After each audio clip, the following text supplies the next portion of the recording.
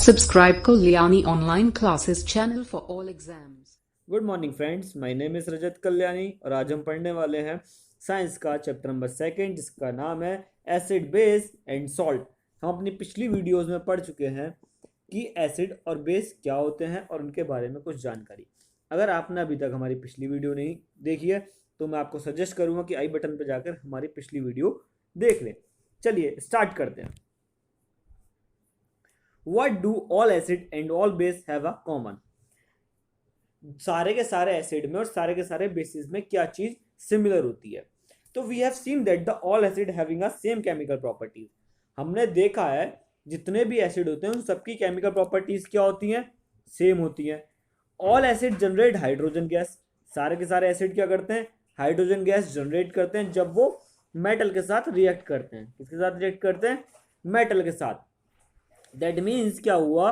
Hydrogen जो है वो सारे के सारे एसिड में क्या है? कॉमन है।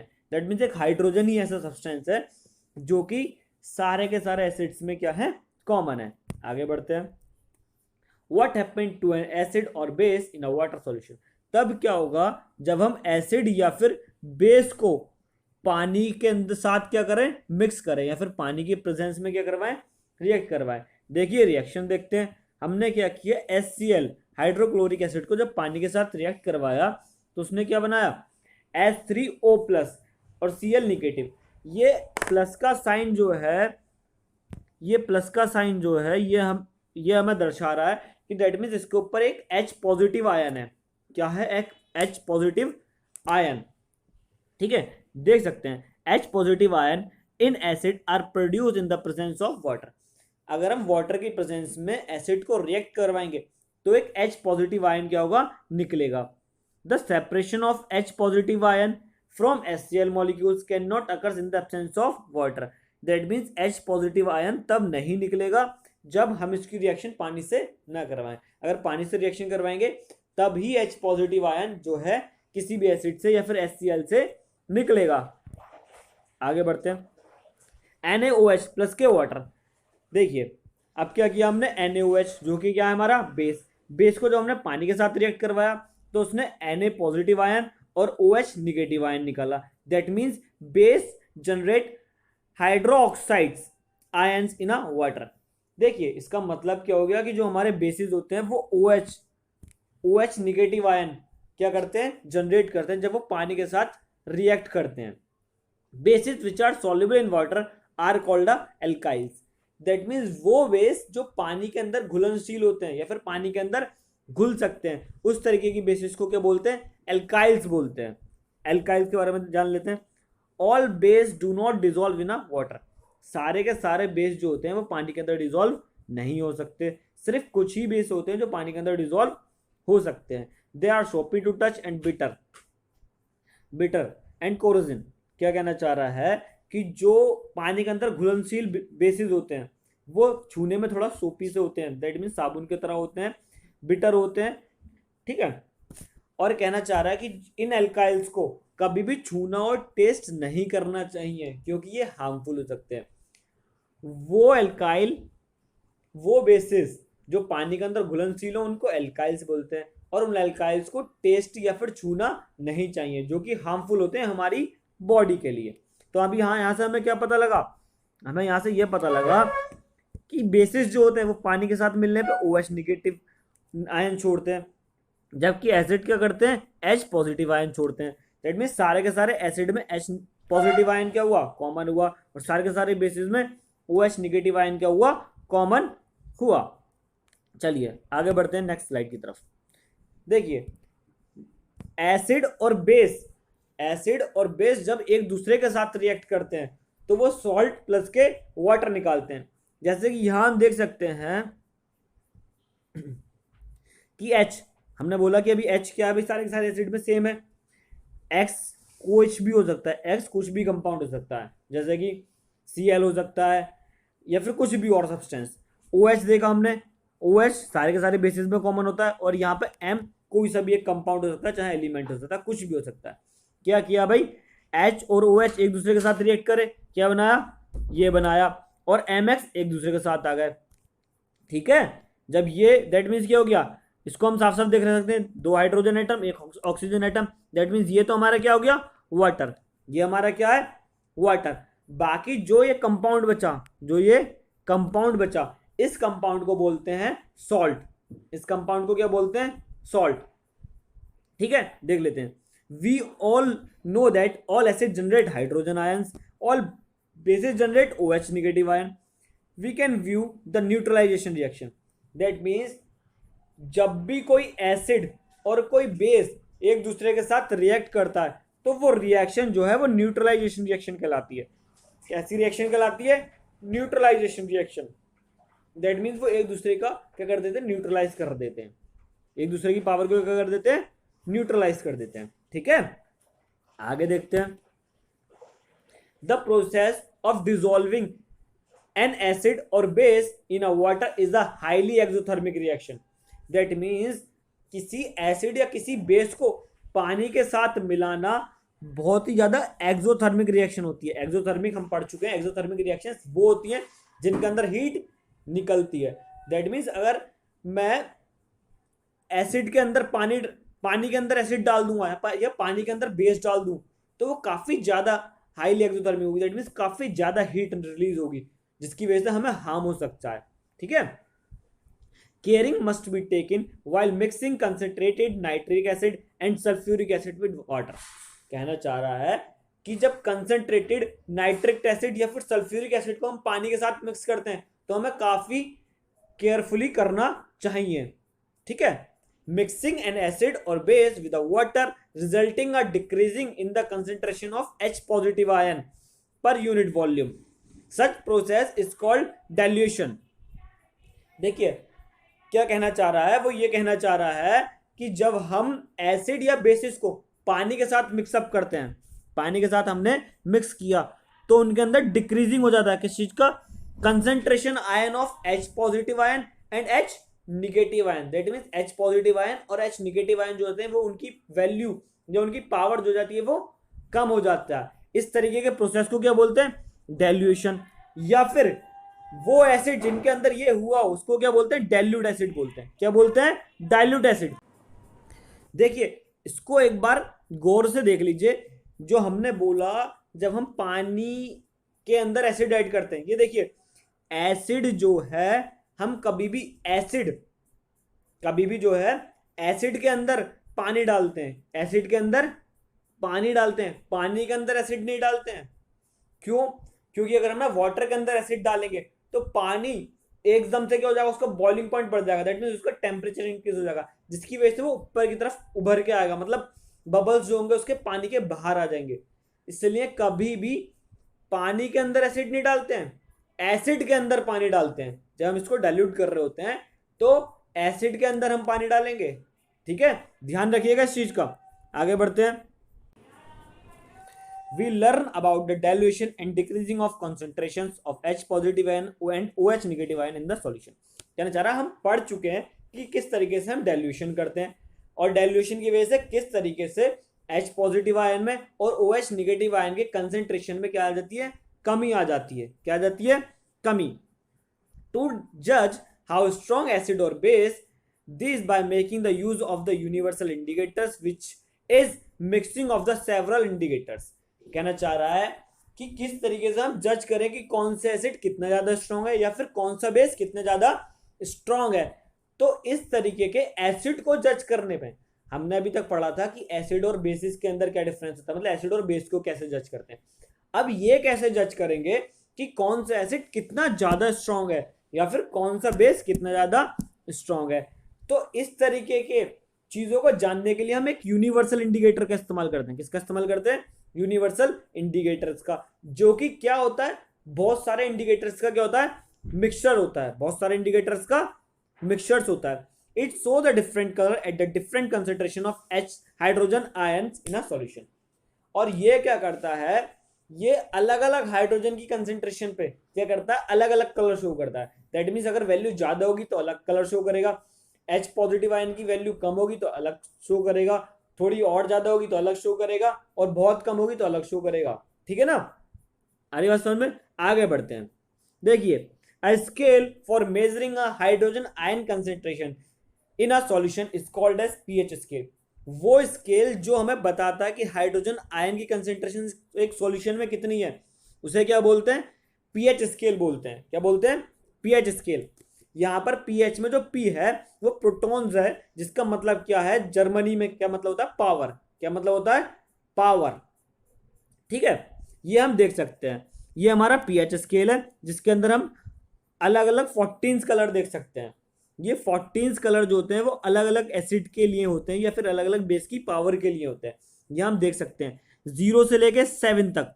0 से लेके 7 तक जो होता है वो एसिड के लिए होता है। किसके लिए होता है, एसिड के लिए। That means less than 7 for acid और increasing in the H positive ion in the concentration. That means हम जैसे जैसे 7 से नीचे जाते रहेंगे वैसे वैसे एसिड की कंसेंट्रेशन क्या होती रहेगी, बढ़ती रहेगी। एच पॉजिटिव की आयन की वैल्यूज जो है वो बढ़ती रहेगी। 6 पे थोड़ी कम होगी, 5 पे थोड़ी और ज़्यादा होगी, 4 पे और ज़्यादा, 3 पे और ज़्यादा, 2 पे और ज़्यादा, 1 पे और ज़्यादा और 0 पे सबसे ज़्यादा। आ रही बात समझ में।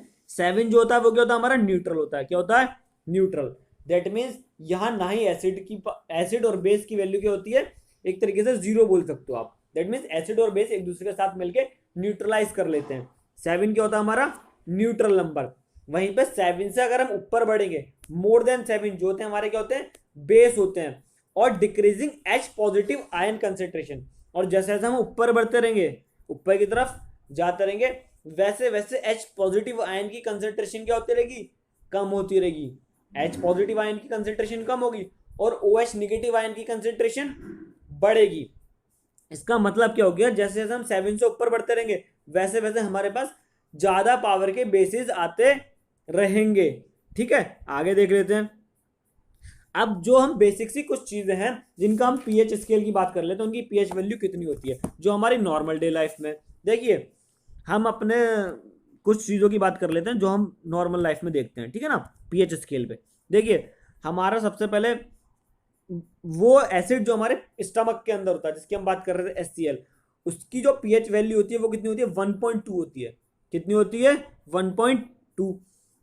लेमन जूस की वैल्यू कितनी होती है, 2.2 होती है। कितनी होती है, 2.2। जो हमारा प्योर ब्लड होता है, जो हमारा ब्लड होता है, उसकी वैल्यू कितनी होती है, 7.4 होती है। कितनी होती है, 7.4। ठीक है, और जो हमारा वाटर होता है उसकी वैल्यू भी क्या होती है, अप्रॉक्स 7 में होती है। अच्छा, अभी हमने पढ़ा था milk of magnesium. Milk of magnesium हमने लास्ट वीडियो में देखा था कि मिल्क ऑफ मैग्नीशियम वो होता है जो हमारी एसिडिटी को कंट्रोल करने में काम आता है। दैट मीन्स वो एक बेसिक सब्सटेंस होता है जिससे कि हमारे पेट की एसिडिटी क्या हो जाती है, कम हो जाती है। तो उसकी पीएच वैल्यू कितनी होती है, उसकी पीएच वैल्यू 10 होती है। क्या होती है, 10 होती है। ठीक है ना, और सोडियम हाइड्रोक्साइड सॉल्यूशन, ठीक है ना, जो हम ड्राई क्लीन के लिए इस्तेमाल करते हैं, उसकी वैल्यू कितनी होती है, 40। दैट मीन्स जो हमारे साबुन होगा या फिर जो हमारे डिटर्जेंट वगैरह होते हैं उनकी पीएच वैल्यू अप्रॉक्स 7 होती है। ठीक है, ये हमें बता रहे हैं कि कौन सी चीज कितनी ज्यादा एसिडिक है। जो हम बैटरी के अंदर एसिड वगैरह इस्तेमाल करते हैं उनकी 0 के अप्रॉक्स में होती है। आप देख लीजिएगा बाकी। ठीक है, आगे बढ़ते हैं। देखिए, अब हमें बता रहा है कि कुछ नेचुरल सोर्सेज जिनसे कि हमें एसिड मिलता है, और कौन सा एसिड मिलता है उसके बारे में बात करेंगे। जैसे कि विनेगर के अंदर सिट्रिक एसिड होता है। ठीक है, और दही के अंदर लैक्टिक एसिड होता है, ऑरेंज के अंदर साइट्रिक एसिड, टाइट्रिक एसिड, टमाटर के अंदर ऑक्सैलिक एसिड। ये देख लीजिएगा आप। ओके, आगे बढ़ते हैं। Important of pH scale in everyday life. जो पीएच स्केल होता है उसकी क्या इंपॉर्टेंस होती है हमारी डेली की लाइफ में।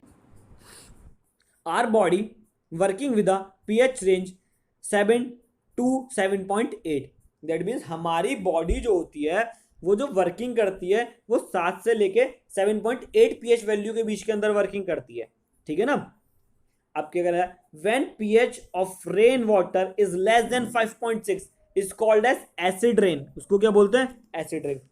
कह रहा है जब कभी क्या हो, बारिश के पानी की जो पीएच वैल्यू 5.6 से नीचे हो जाए उस बारिश को एसिड रेन बोलते हैं। अच्छा, ये बेसिकली होती कब है, तो अगर हम बात करें तो जैसे हमारे इंडस्ट्रीज से ये एयर पोल्यूशन वगैरह बढ़ रहा है जहां से कि सल्फर डाइऑक्साइड या फिर सल्फर ट्राइऑक्साइड निकलती है, ये हमारे क्लाउड्स में जाके मिल जाती है, जिसकी वजह से जो बारिश होती है उसका पीएच वैल्यू जो होती है काफी नीचे हो जाती है। ठीक है। अब इससे क्या होता है कि acid rain fall into the reverse, it's lower the pH of the river water which effect the aquatic life in such river. क्या कहना चाह रहा है, अब जब वो बारिश का पानी हुआ फिर वो कहाँ जाएगा भाई, वो रिवर्स के अंदर जाएगा, जिससे कि क्या होगा, जो एक्वेटिक लाइफ होती है या फिर उसके अंदर जो प्लांट्स या फिर फिशेज वगैरह होती हैं उनको वो इफेक्ट करेगा। जाहिर सी बात है जब पीएच वैल्यू कम हो गई तो उनको इफेक्ट करेगा। ठीक है। Acid rain cause the immersion of the nitric oxide and sulphuric dioxide.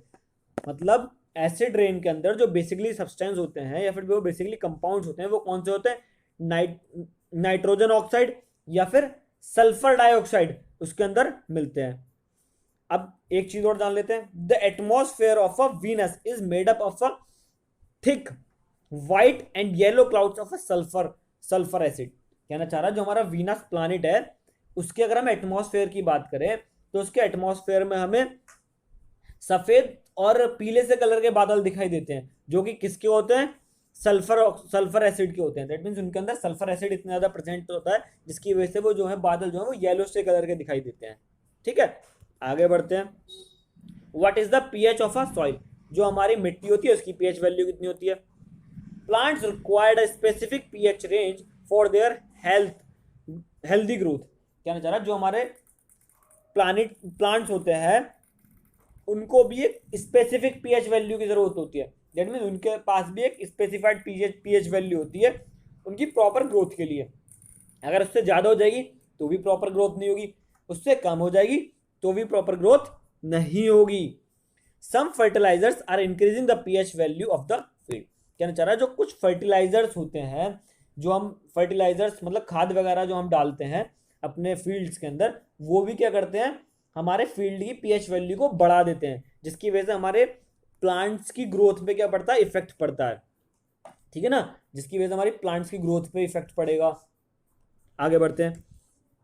Self defence by animals और प्लांट्स थ्रू केमिकल।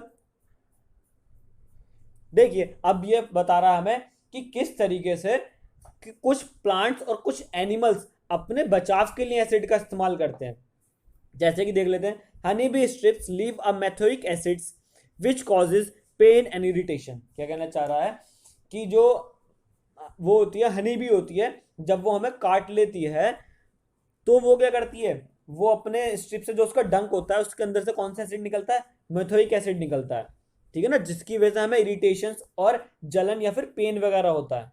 तो उसको मतलब उसको सही करने के लिए हम क्या करते हैं, बेकिंग सोडा उसके ऊपर रब कर लेते हैं। जहां उसने हमें काटा है वहां हम क्या कर लें, बेकिंग सोडा रब कर लें। हम जानते हैं बेकिंग सोडा क्या है, बेस है, और उसने हमें क्या दिया, एसिड। जब एसिड के ऊपर हम बेस लगाएंगे तो वो क्या कर देगा, न्यूट्रलाइज कर देगा। दैट मीन जो मेथोइक एसिड होगा उसका असर जो जाएगा वो कम हो जाएगा और हमें जलन वगैरह कम मचेगी। आगे बढ़ते हैं।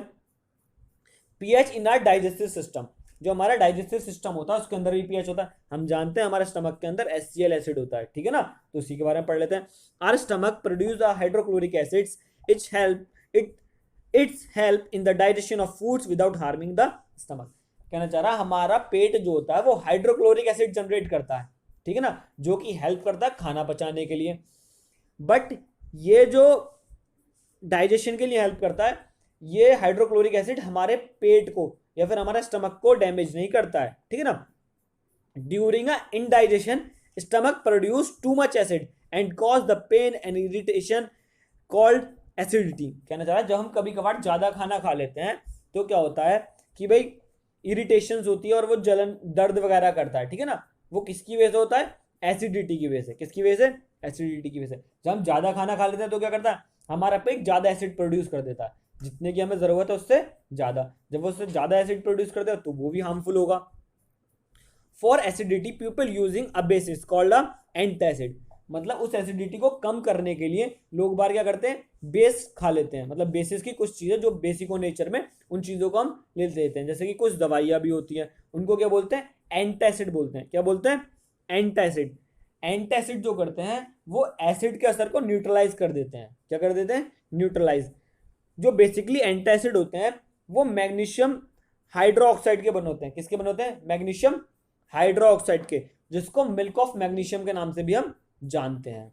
ठीक है, आगे बढ़ते हैं।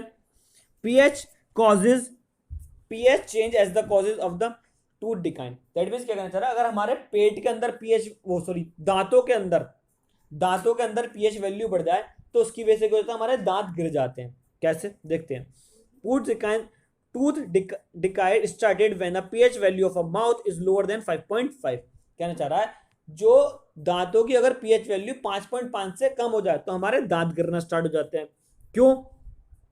Tooth made up of enamel, that means calcium phosphate is the hardest substance in our body. कहना चाह रहा है जो हमारे दांत बने होते हैं वो एनिमल के बने होते हैं, जो कि क्या होता है, हमारी बॉडी का सबसे हार्डेस्ट सब्सटेंस होता है, सबसे कठोर सब्सटेंस जो होता है हमारी बॉडी के अंदर, वो इनेमल होता है। Enamel is corroded when pH value in the mouth below 5.5। कहना चाह रहा है जो हमारा इनेमल होता है वो सड़ना स्टार्ट हो जाता है। कब? जब पीएच वैल्यू जो होती है 5.5 से कम आ जाती है, जिससे कि हमारे मुंह के अंदर से बदबू आने लग जाती है, स्मेल आने लग जाती है। क्यों? क्योंकि जो हमारे बैक्टीरिया प्रेजेंट होते हैं माउथ के अंदर वो क्या करते हैं, एसिड डाइजेस्ट कर लेते हैं, जो कि कहां से मिलता है हमें, खाने से या फिर शुगर से। जितना भी हमें एसिड मिला, उन एसिड को जो हमारे बैक्टीरिया होंगे मुंह के अंदर, वो क्या करेंगे, उनको डाइजेस्ट कर लेंगे, जिसकी वजह से हमारे माउथ में गंदी सी स्मेल आनी स्टार्ट हो जाती है। ठीक है ना? उसको कम करने के लिए हमें क्या करना चाहिए, हमें रोज अपने दांतों को ब्रश करना चाहिए। ठीक है ना? दिन में 2 टाइम हम अपने दांतों को ब्रश करना चाहिए। और टूथपेस्ट वो इस्तेमाल करना चाहिए जो नेचर में कैसा हो, बेसिक हो। दैट मीन्स जो नेचर में बेसिक हो उस तरीके का टूथपेस्ट हमें इस्तेमाल करना चाहिए। ठीक है, आज की वीडियो में सिर्फ इतना ही। अगर आपको हमारी वीडियो अच्छी लगी हो तो लाइक कीजिए, हमारे चैनल को सब्सक्राइब कीजिए। Thank you.